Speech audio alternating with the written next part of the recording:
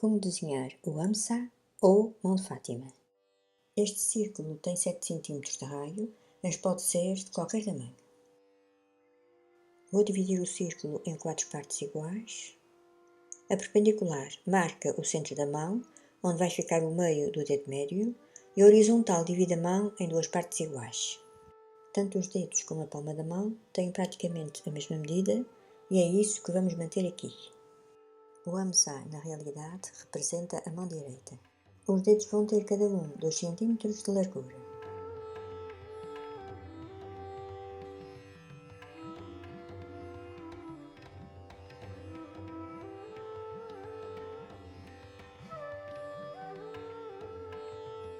O passo a passo é bastante simples e fácil.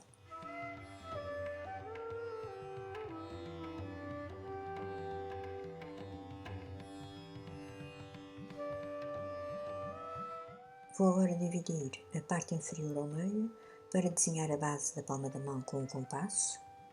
Marco 3,5 cm. Os polegares medem um pouco mais de 2 cm do que os 3 dedos do meio e ficam a uma distância de 1 cm do círculo.